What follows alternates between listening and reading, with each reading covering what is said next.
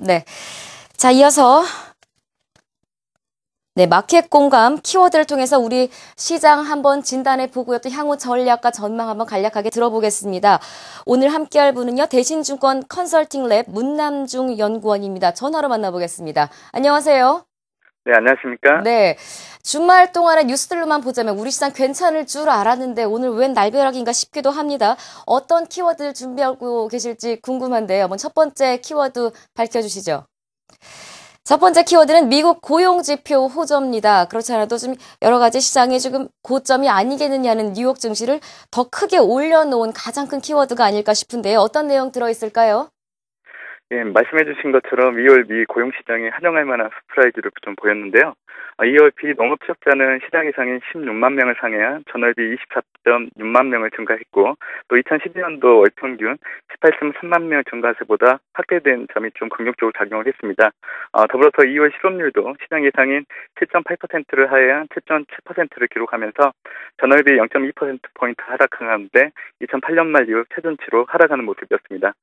세금 인상과 정부 예상 삭감에도 불구하고 2013년 미국 경제가 민간 수요 회복을 바탕으로 회복세를 지속할 가능성을 나타냈다는 점이 긍정적으로 좀 작용한 가운데, 한편으로는 연준의 양적 완화가 조기에 종료될 수 있다는 우려심이 높아진 부분은 부담 요인으로 작용할 것으로 좀 보입니다. 하지만 2월 미 고용시장이 호조를 보였지만 아직은 연준이 통화정책의 변함을 줄 정도는 아니라고 판단하고 있는데요. 먼저 1월 실업률 7.7%가 여전히 연준의 목표치인 6.5%를 크게 상회한 가운데 1월 실업률 하락은 경제활동 참가율 하락에 기인했기 때문입니다. 2월 경제활동 참가율은 전월비 0.1%포인트 하락한 63.5를 기록하며 1981년 이래 가장 낮은 수준으로 향후 경기 회복세가 진행될수록 경제활동 참가율이 높아지며 실업률 하락세를 더디게 하거나 단기적으로는 상승 압력을 높일 것으로 보입니다. 또한 버냉키가 미 연준 의장이 의회 증언을 통해 양적 완화 조치의 조기 종료 가능성을 일축했다는 점 역시 2013년도에도 통화정책의 변화가 없을 가능성이 높고, 또 마지막으로 미 연준은 시퀘스터 발효가 경제에 미치는 부정적 영향을 심각하게 보고 있기 때문에 상당 기간 경기 한방을 관망할 가능성이 높은 상황이라는 점이 아직 연준의 양적 완화 조기 종료를 유발할 정도는 아니라고 그렇게 보고 있는 상황입니다. 지금 말씀하신 진단만 듣고 보자면 우리 시장이 크게 이렇게 하락할 원인은 없을 것도 같은데 가장 발목 잡고 있는 게 외환 시장인 것 같습니다. 엔저 현상이 오히려 더 가속될 것이다, 이런 이야기 나오고 있는데요. 두 번째 키워드 보겠습니다. 자, 오늘 키워드 공감 두 번째 키워드는 엔화 약세 우려입니다. 과연 엔화 약세 하락수도 더 다시 가속하고 있는 이 분위기 추가적으로 이어질 것인지, 어느 정도로 좀 잘 지켜낼 것인지 진단 부탁드리겠습니다.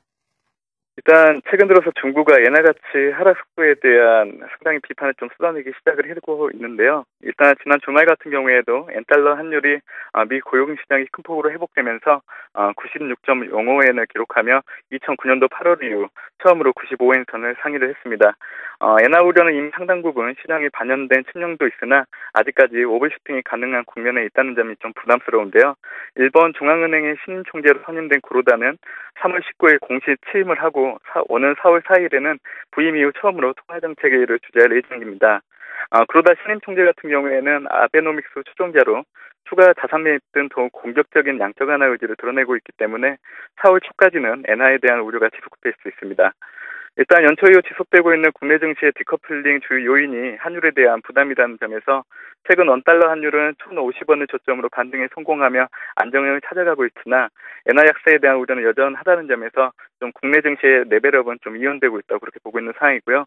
일단 금주 또는 다음 주에 의미 있는 변곡점이 형성될 가능성이 높다고 판단을 하고 있는데, 특히 이번 주 3월 14일 예정되어 있는 한국 금통위에서 기준금리 인하 등 환율 대응책이 나올지 여부를 좀 주의 깊게 관찰해 볼 필요가 있다, 그렇게 보고 있는 상황입니다.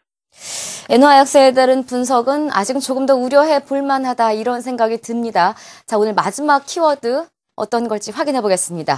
자, 키워드 공감 세 번째 키워드는요, 하락폭 제한입니다. 얼핏 긍정적으로 보이기도 하지만 최근에 엔화 약세뿐만이 아니죠. 갑자기 북한발 리스크가 또다시 우리 시장뿐 아니라 전 세계에 좀 위험 요소로 작용을 하고 있는데요.